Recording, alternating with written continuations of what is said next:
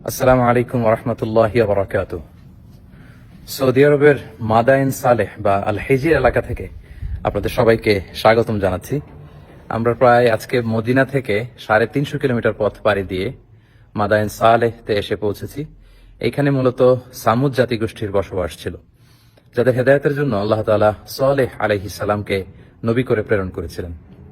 এবং সামুদ জাতির বৈশিষ্ট্য ছিল তারা পাথর বেষ্টিত এলাকায় তাদের জনপদ ছিল এবং পাথরকে খোদাই করে, পাথরের মধ্যে শিল্পকর্ম করে, খোদাই করে, ডিজাইন করে তারা পাথরের ভেতরে তাদের বসবাস স্থাপন করেছিল। এবং সালেহ আলাইহিস সালাম যখন সামুদ জাতিগোষ্ঠীকে এক আল্লাহর দাওয়াত দেন, তখন সামুদ গোষ্ঠী নবুয়তের প্রমাণ হিসেবে সালেহ আলাইহিস সালামের কাছে একটি উট দাবি করেছিল যে আপনি যদি পাহাড়ের ভেতর থেকে একটি উট বের করে আনতে পারেন, সেই উট যদি এসে বাচ্চা প্রসব করে এবং দুধ দেয়, সেটা খাওয়ার পরে আমরা বুঝবো যে আপনি নবী। এবং তিনি দোয়া করলেন সাল্লাল্লাহু আলাইহি ওয়াসাল্লাম আল্লাহর কাছে। আল্লাহ তাআলা পাহাড় থেকে একটি 10 মাসের গর্ভধারণী উটকে তিনি বের করে আনলেন।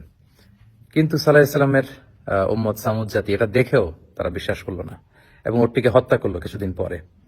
এবং তাদের এই ধৃষ্টতার জবাব হিসেবে, শাস্তি হিসেবে আল্লাহ তাআলা জিবরিল আলাইহিস সালামকে পাঠালেন।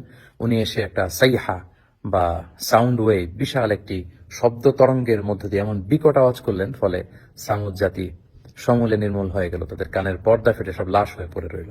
এবং সালেহ আলাইহিস সালাম পরবর্তীতে মুমিনদেরকে নিয়ে মক্কাতুল মুকাররমাতে চলে গেলেন। প্রিয় সুধী, এই হিজির এলাকাতে যদি আপনারা আসেন, বা যেটাকে মাদায়েনে সালেহ বলা হয়, এখানে বিশাল বিশাল পাহাড় দেখা যাবে, কিভাবে পাহাড় খোদাই করে তারা তাদের বসতি নির্মাণ করেছিল, কিভাবে তারা এখানে ছিল এবং ধ্বংসাবশেষ পরবর্তীতে এখনকার যে পাহাড়ি অঞ্চলটি কেমন, সেটা দেখে আসলে আমরা অবিশ্বাসীদের যে করুণ পরিণতি যুগে যুগে হয়েছে, যারা ধৃষ্টতা দেখিয়েছে আল্লাহর সাথে, আল্লাহ রাসূলের সাথে, আল্লাহর বিধানের সাথে, এবং যারা সীমা লঙ্ঘন করেছে, তাদের পরিণতি কি সেটা কিন্তু আমরা বুঝতে পারি।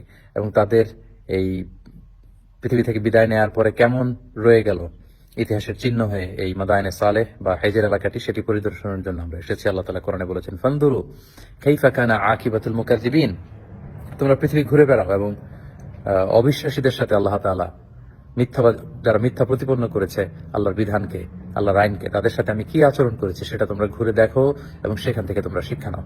আল্লাহ তাআলা আমাদের সবাইকে অতীতের যে জাতিগোষ্ঠীকে আল্লাহ তাআলা পাপের কারণে ধ্বংস করেছেন, তাদের এই সমস্ত ধ্বংসাবশেষ দেখে আমরা যেন শিক্ষা হাসিল করতে পারি, সেখান থেকে আমাদের নিজেদের জীবনে যেন আমরা পরিবর্তন আনতে পারি।